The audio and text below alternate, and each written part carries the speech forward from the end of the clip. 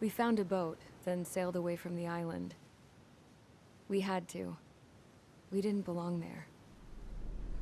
The new guy's name was George. I noticed when the anarchist said his name, he said it with a thick Belkan accent. How did you know that he was from Belka? Well, both my parents were from Belka, so... You never told me that. They say that Belkans are known for their conspiracies. That's just a stereotype. Now, I simply stated my honest opinion and was thrown in jail for it.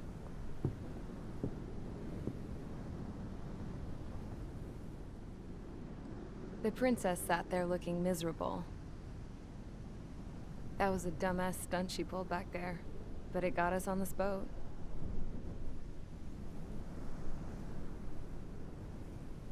Take a look at that. This ship is heading for a single rope that's hanging down from the sky. Do you know how far the end of that rope reaches?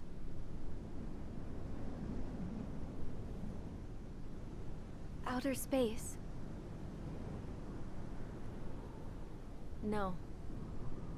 It is a direct connection to the very potential of mankind itself. Or at least it was until war erupted.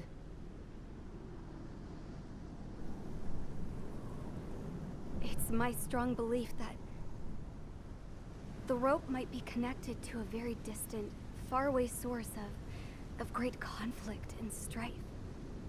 Even long before the war, the whole world started falling apart once Harling began trying to build it.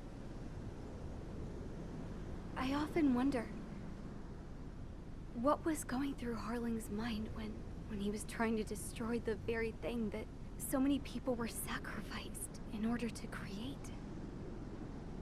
Sacrificed? What do you mean?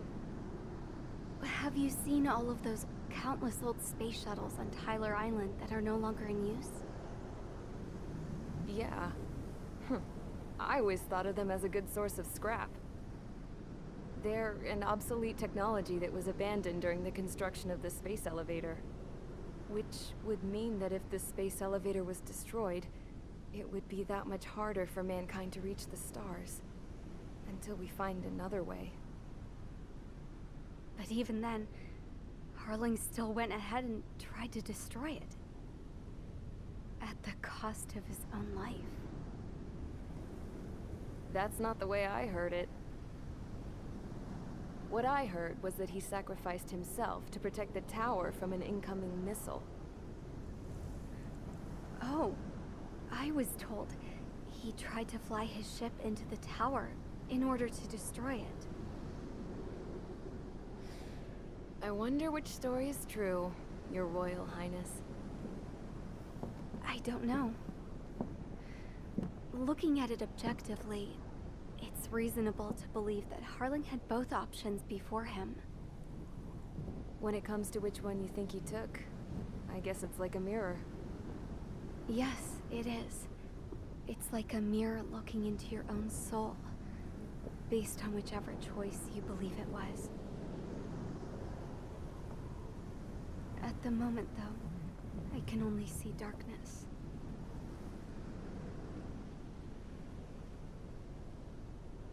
I think that thing should be destroyed.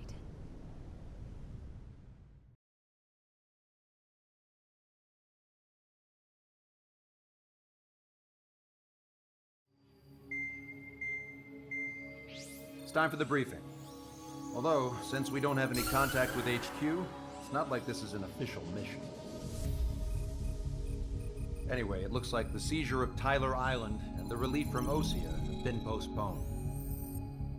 In the meantime, we just have to do what we can to survive. Since losing its capital city of Ferbanti, Erusian forces have separated into smaller, autonomous factions. It looks like Erusia's largest force and leading faction will pass through the area around this base. The space elevator is significant to them, so they're probably heading there. Should we intercept? Why? I doubt they're gonna start a fight now. Our top priority should be to get home. Let's go already. Yeah. It's not like we have the supplies, power, or even a real reason to put up a fight.